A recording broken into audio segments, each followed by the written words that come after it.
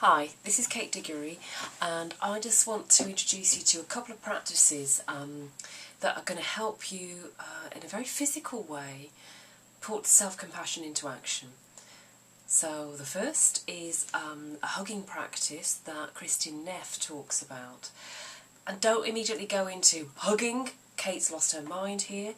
There's some really good solid reasons why I'm going to suggest that you do what you do.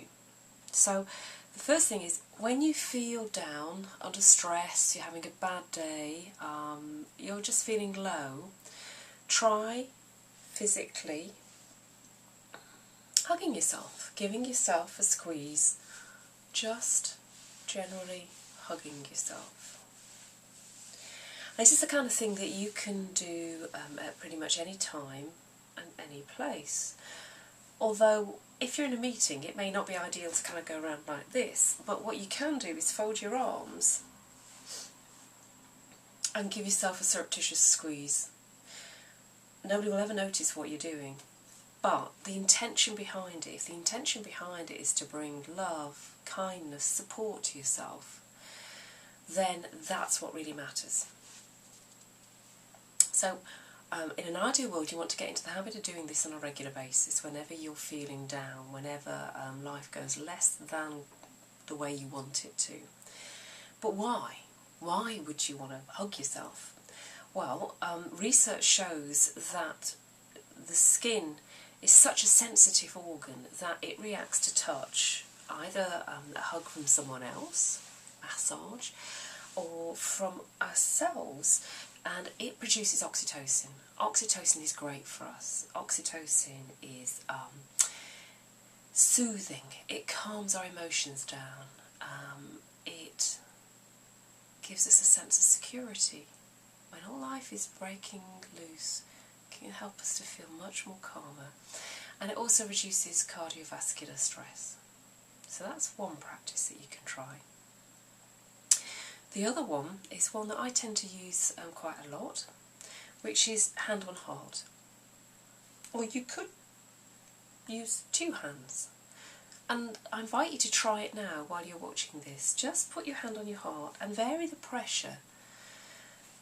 So maybe it's a light pressure for you, maybe you prefer a slightly firmer touch.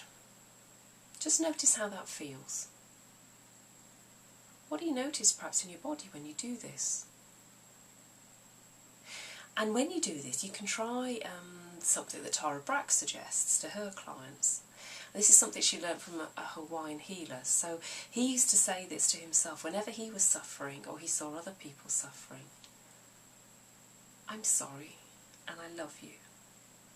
And you imagine saying that to yourself, I'm sorry that life is like this, and I love you. But if you don't like those words, try maybe your self-compassion phrase is your mantra.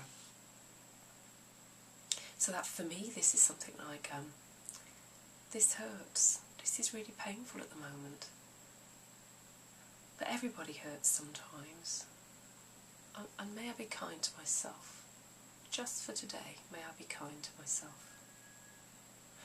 And you may have noticed that I'm kind of stroking my skin as I'm also holding the hand on my heart, and it's almost like I'm giving comfort to myself when I do this.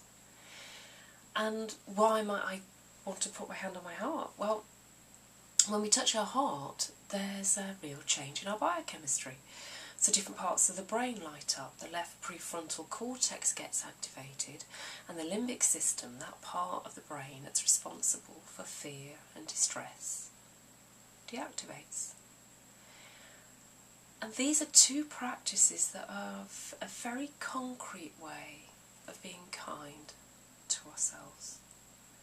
And for me, I might use this one when I'm nervous, I'm anxious, or perhaps I'm feeling sad and life isn't going very well for me.